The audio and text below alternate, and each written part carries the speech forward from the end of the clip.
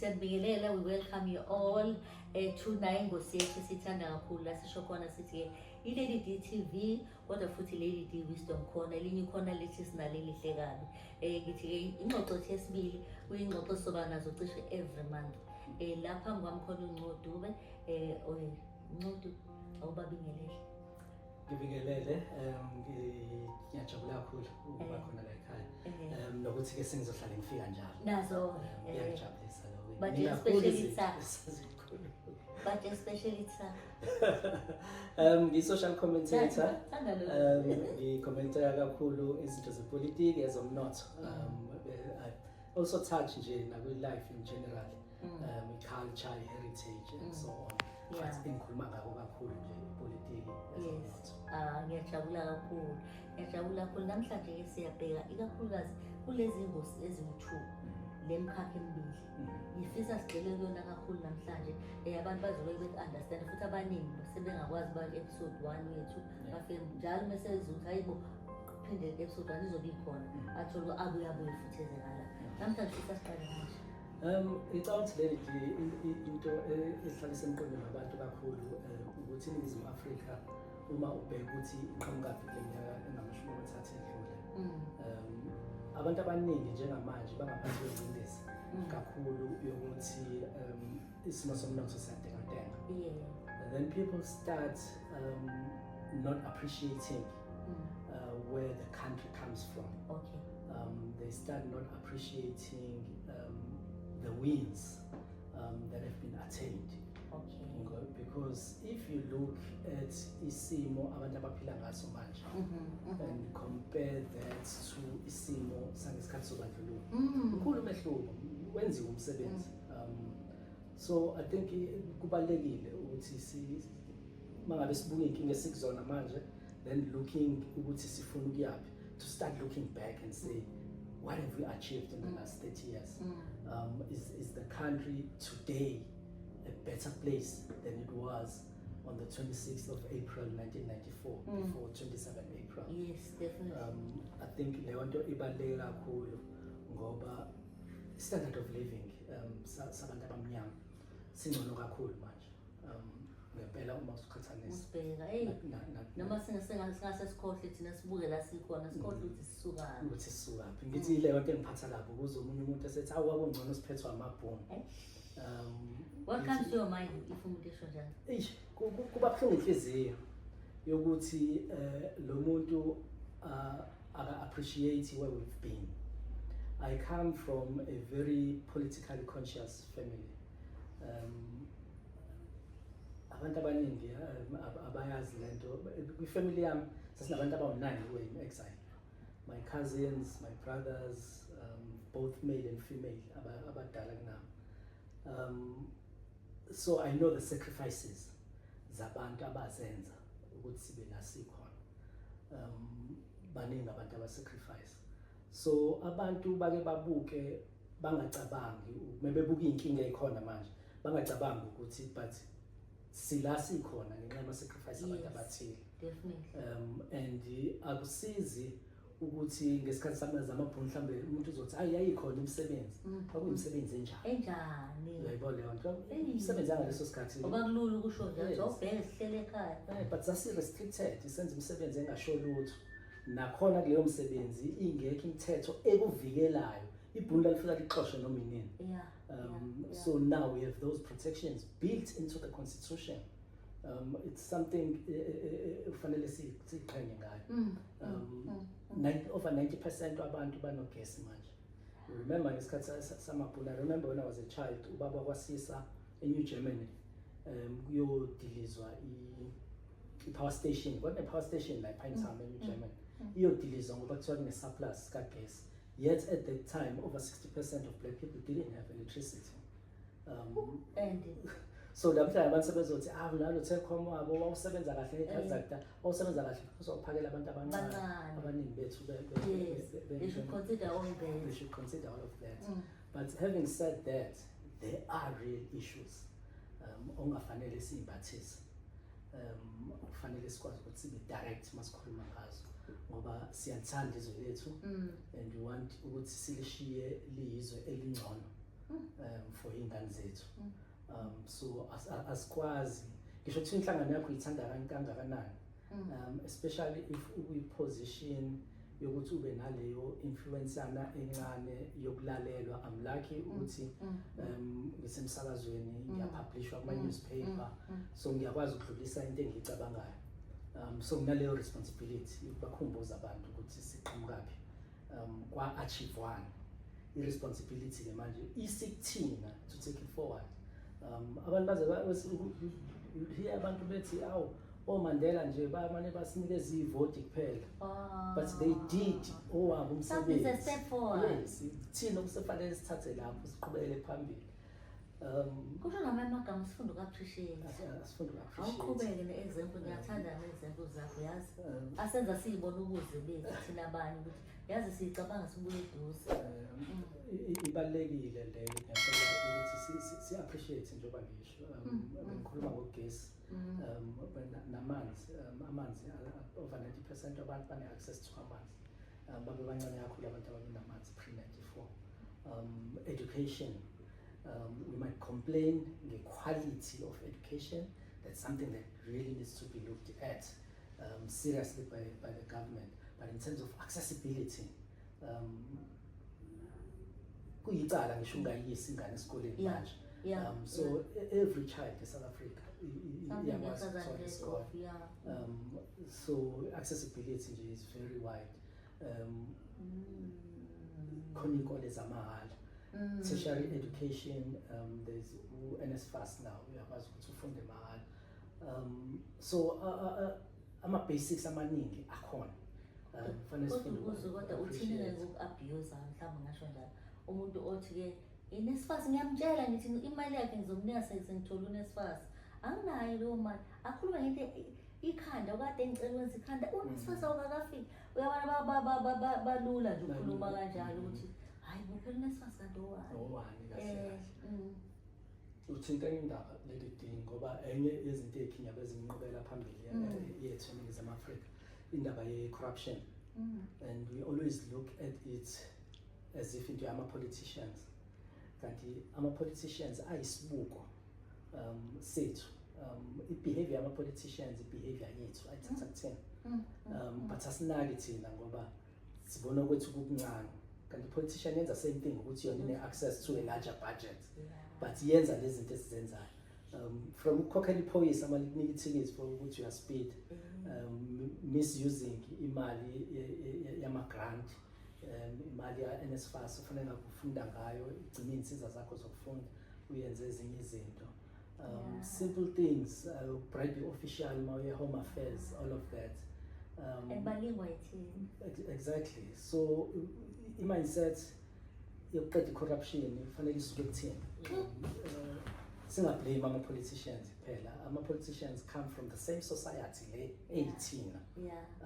Whatever ethics ne-integrity that's esinayo or that's lacking kuthina, sizoyibona isi-amplified ima-politicians because phela bona ngithi banamo power, bane-access to le mali.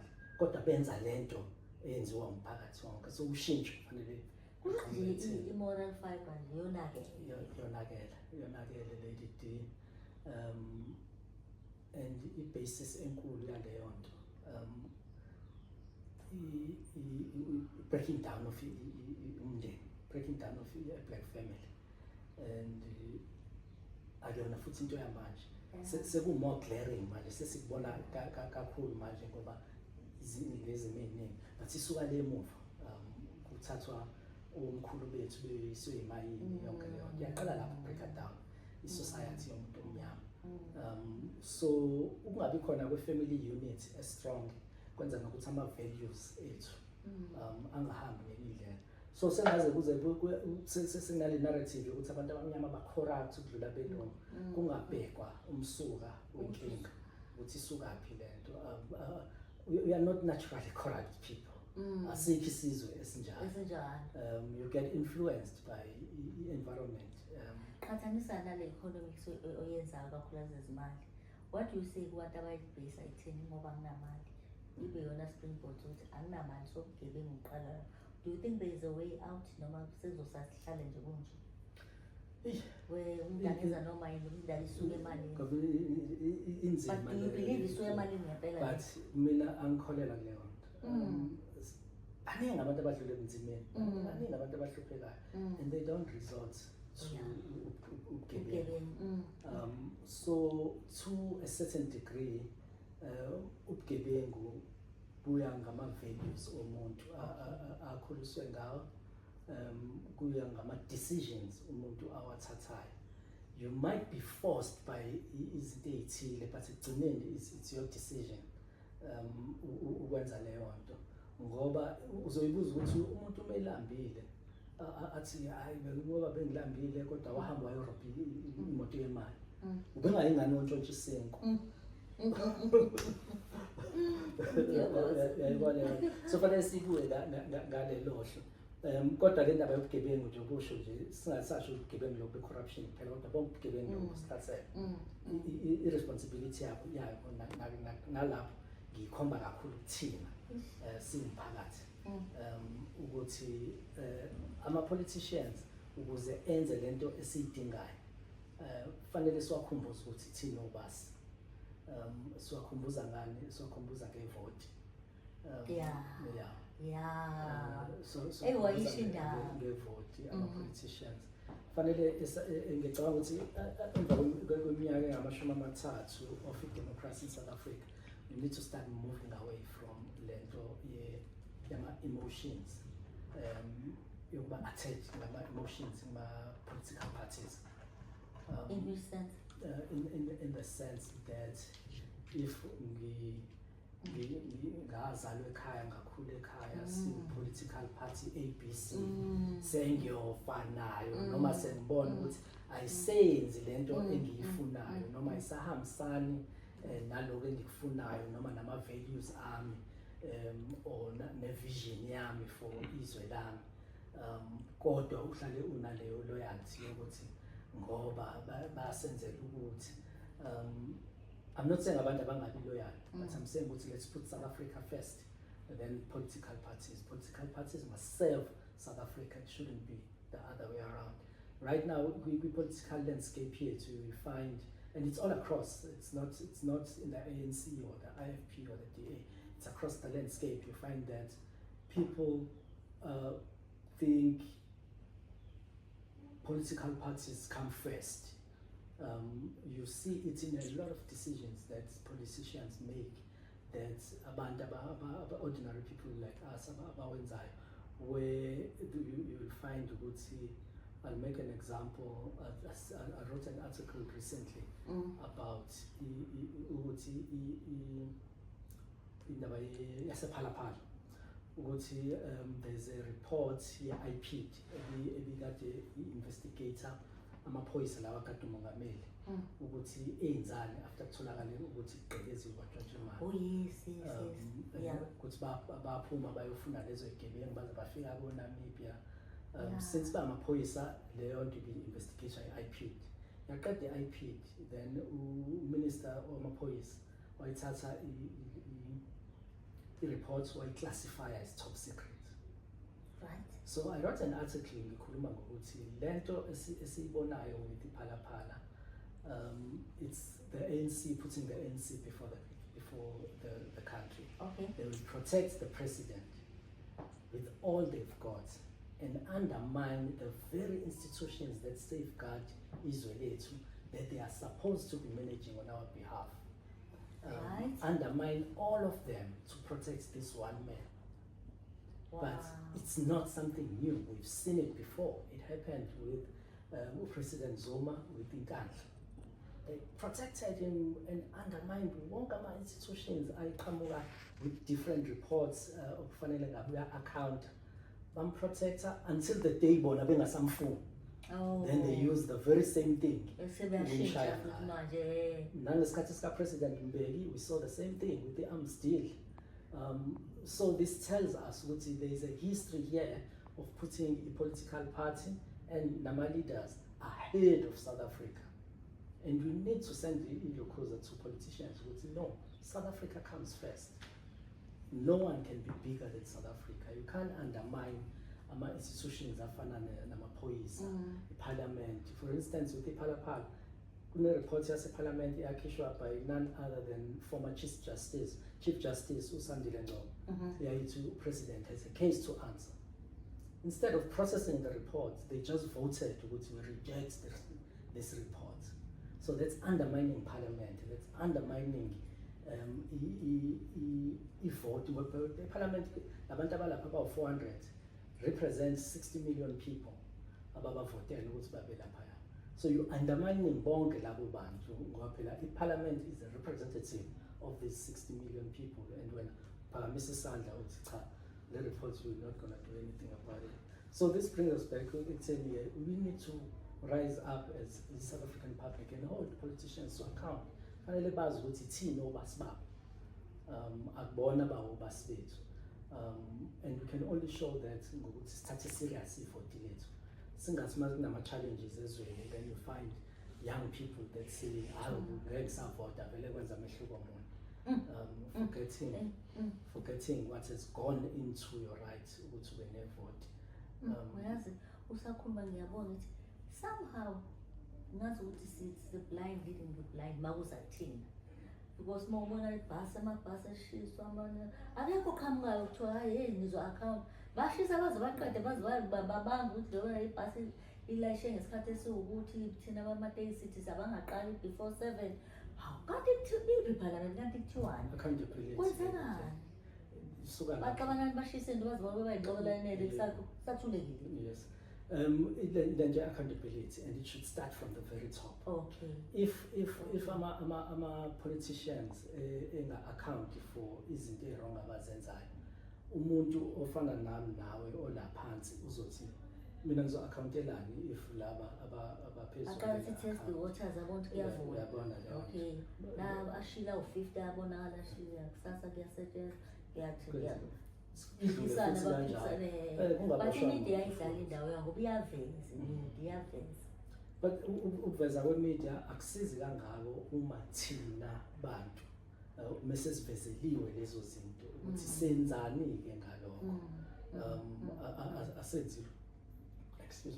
Asenzi lutho. Abantu abaningi baze basabe nokukhuluma. I remember when I started social commentary, especially on radio,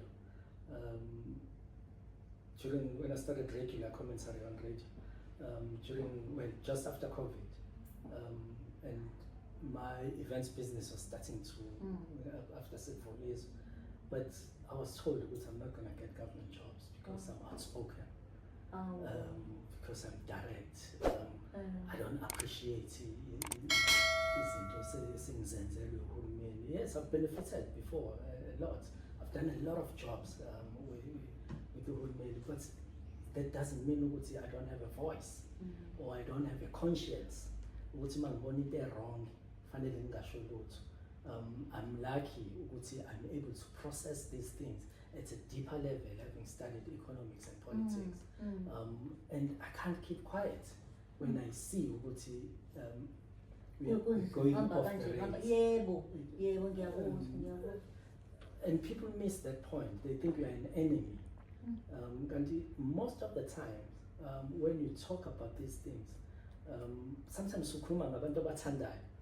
but criticize because South Africa is bigger than them as individuals or as leaders, and you have to stand up at some point and say, this is wrong. This is how we should be doing it, and not a certain way. And somehow people think then we are an enemy. So lokho kwenza abantu abaningi basabe ukukhuluma. Ngoba basabe ukuthi bazoluziswa. It's understandable. Akekho umuntu ofuna ukulapha. But if sesithuli sonke kuzoletha ukuzoshona. Yes, it takes a minor adjustment ukuze umuntu ubumhloniphe. Angazi wenzekani lento yabullshit kodwa ngizwe ngiyithanda nje basiphoxa sikhathi bemthatha ehamba sahluleka ukumlandela kodwa nje kuthiwa yibona sebethi akabuye kwanokhulu yawathi into encane kanjalo, but though I don't understand kwenzekeni yini sebembuyisa khona mhlawumbe afuna ukuyibenefit abantu noma kwenzekeni sekuyibona sebelida phambili. Ngenze example ukuthi into encane Yes, exactly. And I always say that ukuthi i-government yethu misses ama-opportunities, ama-small wins kanjalo. Ave kulula ukuplease abantu. Yazi jabulisa ukuthi uyabuya ababuyisa. Exactly. But inkinga enkulu njengamanje sisakhuluma ngendaba yokuthi ilula ukuplease abantu ukuthi sesibukile indaba ya-30 years ukuthi nawo ama-wins. Sakhuluma ukuthi ama-problems ethu amakhulu manje yini, it's crime, it's indaba yomnotho into engadingayo, imithetho yafadalala nje ezweni. Leyo mnotho iyinkinga leli day ngenxa yokuthi when we took over in 1994 and that was great indaba yokuthi abanegotiator benza ama-compromise so that kube khona ukubambekayo, izwe lishintshe izandla ngale ndlela elashintsha ngayo ngaphandle kokuthi kubeduke impi. So that was very important, and abantu fanele bawushintsha lowo mqondo ufuna ukugxeka ukuthi benze compromise namabhunu kwakufanele. That was the best they could do at that time. Kwase kuthina-ke emva kwalokho nabaphethe izwe kusuka lapho kuze kube manje ukuthi then how yini singakwazanga ukuthatha a step further in our freedom journey, because freedom into esasiyilwela phela wangekona ukuvota nje. In fact sasingayazi indaba yevota, abantu abamnyama beqala ukucindezela sasicula nje. Yes, government of the people, by the people, for the people. But essentially it was ukuthi we were dispossessed of our land and the wealth that's in the land, because the wealth yethu is in the land ngoba sikwazi ukutshala, sikwazi ukufuya and so on, and the wealth that's under the soil, ama-minerals. That's essentially what the whole fight was about, not just a vote. So we needed to take that further step, but we, the last 10 years we haven't. And abantu bona be-relaxile because bathe sebesemandleni bona. They allowed laba babekade bephethe izwe to dictate terms to them and use some of the laws that are supposed to be uplifting black people to appease just a few.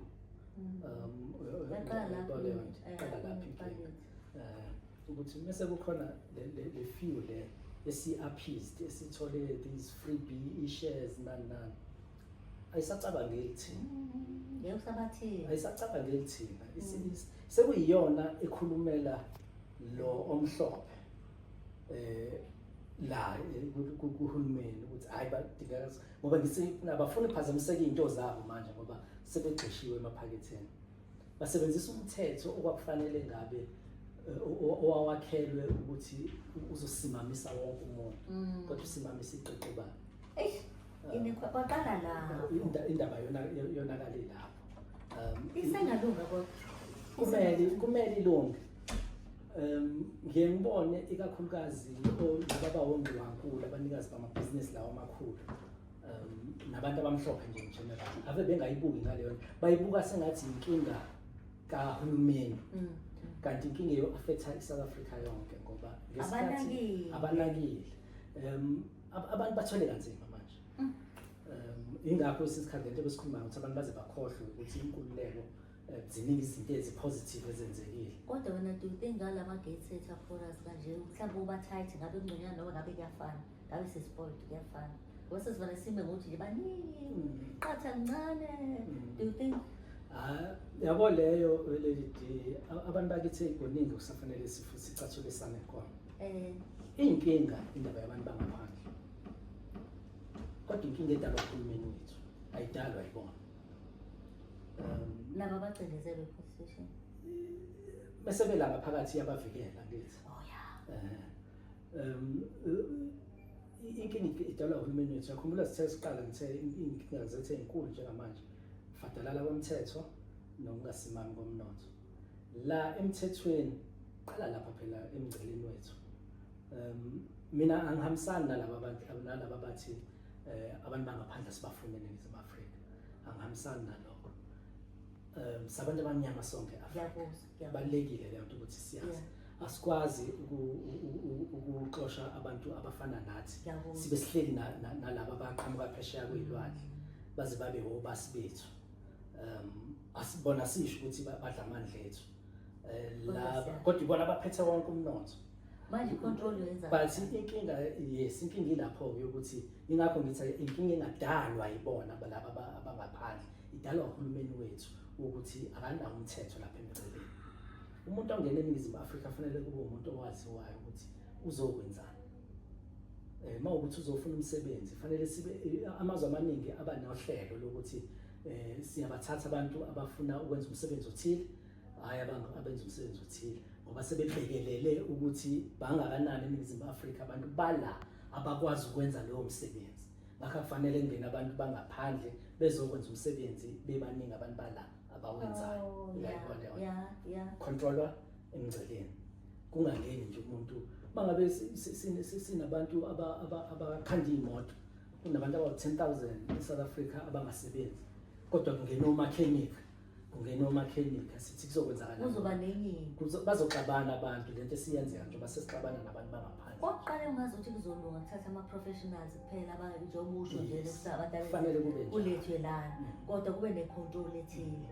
Kufanele kube abantu obunesidingo umnotho obadingayo ukuze kusimame umnotho wethu ukuthi masine gap thina singenabo abantu abenza umsebenzi othile. Kusho ukuthi ama-systems ethu yiwona athanda ukuqeqaqeka. Umthetho awuqinile uhulumeni nje kuningi kusafanele akwenza ukusimamisa umthetho kusuka lapho emgceleni kuze ekutheni amaphoyisa asebenza kanjani masebenza ngaphakathi ukuthi abantu kufanele baziwe abantu bangaphandle mawuye America for instance ugcwalisa ngisho i-address ukuthi uzobuhleliphi isikhathi esingakanani. Yebo bakubheke futhi ukuthi ukhona ngempela leyo address. Leyo follow up ebuyileke kwabanye yabona ke soqhubeka le ndaba imnanda le ndlela ukuthi khona le ngabe ezuthuluhlukanisile and lokulandela zona sihambe sibuye ingene kuzona hambe sibuye ingene kuzona ukukhombisa indaba yona le nhlaka ezuthulu.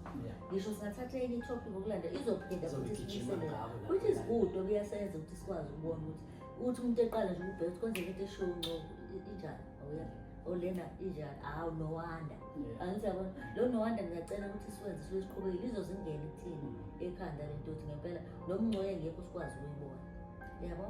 Ake asibambe sibambe lapho sophinda sihlangane kulandelayo. Bakuthola kanjani abantu ngiyafuna baqhubeke nawe ikakhulukazi ngoba ziningi into oyishoyo esothi sibuya la futhi ngiyafisa ukuthi njengoba siqhubeka kusho ukuthi kuloyo engangibhalile abantu abebebuza babethi ngabaphendula kanje khona ngiyatholakala ey'nkundleni zokuxhumana nje uNcodube NCODUB Twitter, Facebook yonke indawo. Phinde ngibe ne-blog www.ncodube.blog. Uzothola ama-article lawo wonke izinto engikhuluma ngazo. Amaphephandaba ngesonto uzongithola futhi nakuwona. Ngiyapublisha njalo ngesonto. Mabuye lapho uzothola zonke. Nala kule DTV bazokuthola khona. Sebezongithola njalo ngenyanga. Ngiyabonga kakhulu Dali, siyabonga. Thank you.